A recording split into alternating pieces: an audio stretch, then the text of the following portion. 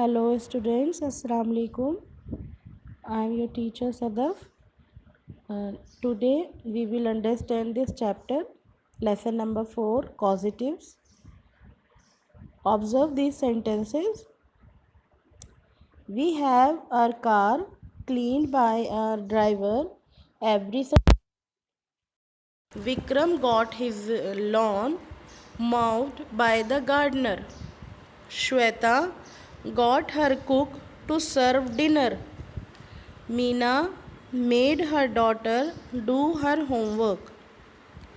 In all these sentences, if you will observe, the subject is not doing the work. In place of the subject, the object is performing the action, and subject is arranging the work to be done by object.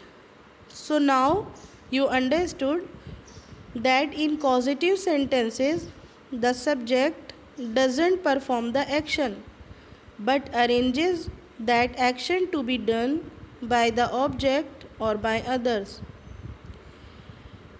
There are some verbs which are used by the subject to make the work to be done. Verbs like have, got and made are used by the subject to arrange the work, and these verbs are called causative verbs. There are many more causative verbs, but in this chapter we will understand only the use of these verbs, these causative verbs have, got and made. Now you observe the structure of the sentence. See the first structure of the sentence: subject, then causative verb. Which causative verb? Have or got. And have can be had in past tense and got can be get in present tense. Then object, then past participle. Past participle means third form of the verb. Now observe the example. We have our car cleaned. In this sentence, we is the subject, have is the causative verb, and our car is the object here. Clean is past participle or the third form of the verb. The same you can see here in example number 2. Vikram got his lawn mowed. In this sentence, Vikram is the subject, got is the causative verb, his lawn is the object here, and mowed is the verb here. This is the first structure. It means if there is have or get, or you can say had or got, then you will use this structure. But if you are using get or got in a sentence with direct object, then the structure will be subject, then causative verb get or got, then object, direct object, and infinitive. Infinitive means to plus first form of the verb. Example: Shweta got her cook to serve dinner every night at 8 p.m. Now observe the sentence, that in this sentence there is a direct object, her cook.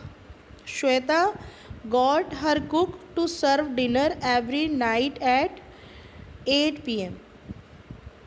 Subject, then the third structure of the sentence, subject, then causative verb made. Remember, causative verb made is used only when the work is forced to do or the object is compelled to do the work. Then object, then bare infinitive. Bare infinitive means verb without to.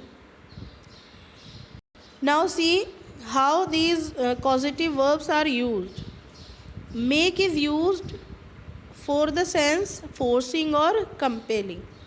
It means if there is a sense of forcing or compelling, you are forcing someone to do the work, then you will use this verb make. And if you are organizing something and persuading someone to or say paying someone to do the work, then you will use have. But get is used generally in informal sentences to convince and in spoken English. Made is the past form of make, and got is the past form of get, and had is the past form of have. Clear? Now,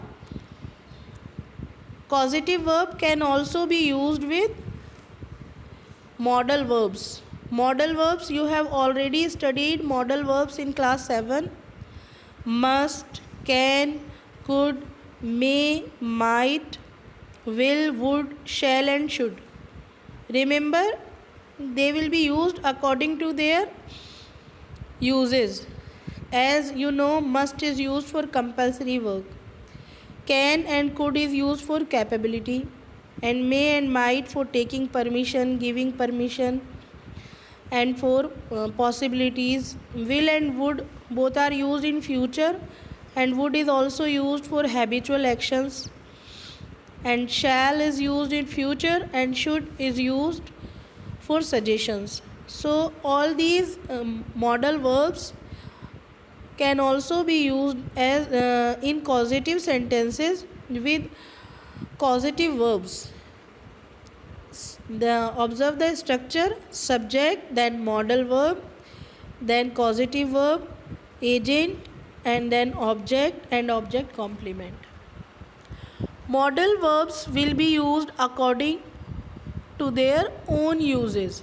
I have told you that must is used for compulsory work, can and could for capability, may, might, possibility. So all these modal verbs are used according to their own rules, but they can be used with causative verbs in causative sentences. Now it's clear to you. I am uploading this video on my YouTube channel, so you can watch it sooner or later whenever you want, and I will send you exercises of it in the form of PDF. Try to do them, and those who haven't subscribed the channel, they will subscribe the channel, they will share the channel. Okay, best of luck to all of you. Allah Hafiz.